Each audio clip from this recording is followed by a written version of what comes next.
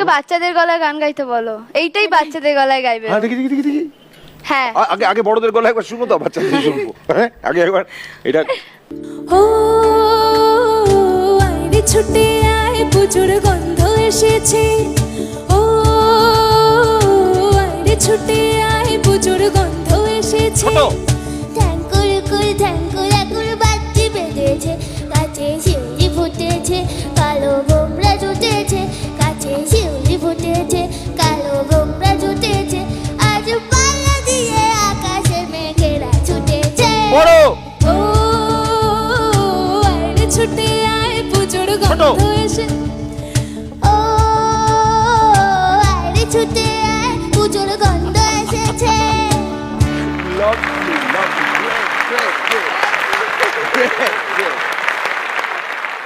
হ্যাঁ আমি একটা গান, এই গানটা শুনলে আমার মনে হয় বুলবুল পাখি ময়না টিয়ে দে। তোরা এই গানটা নিশ্চয়ই শুনেছিস ছোটবেলায়, যে ওই ময়না ভালো গান শিখেছে পাখিদের এই পাঠশালাতে। শুনেছিস গানটা? পাখিদের এই পাঠশালাতে কোকিল গুরু শেখায় গান, ময়না ভালো গান শিখেছে, শুনলে পরে জুড়ায় প্রাণ। হ্যাঁ একটু বাচ্চা গলাতে শুনি না। পাখিদের এই পাঠশালাতে গুরু শেখায় গান, ময়না ভালো গান শিখেছে। আমি তিনজনই বাচ্চাকে গাইবো, তিনজনই গাইবো। এই চলো আমাদেরকে গানের কিনে চলো চলো। গলা ভাঙা বাচ্চা।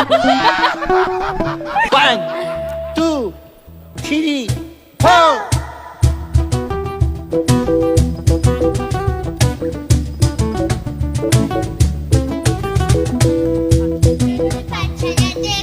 গুরু শেখায় গান। তারপরে কি ছিল?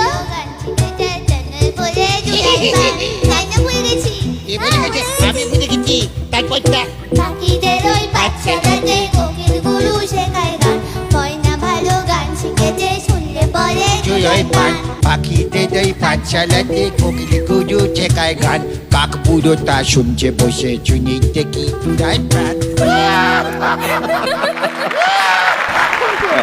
না ফ্যান্টাস্টিক, আমি প্রত্যেকটা মুহূর্ত আমার দারুণ লাগছে।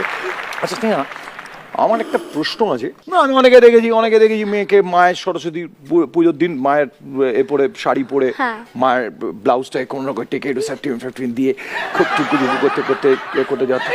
তো বাপের জামা কাপড় পরে ছেলে সেজে ঘুরে বেড়ানোর কি? মায়ের বাবার খুব ইচ্ছে ছিল যে একটা ছেলে হবে, এরকম কোনো? হ্যাঁ মানে বাবা সবসময় মানে না এরকম কোনো ব্যাপার না, মানে আমি হওয়ার পরেই বলতো এটা আমার ছেলে, 10টা ছেলের সমান একটা মেয়ে হবে, এরকম একটা ব্যাপার। তো ওইটা क्या बात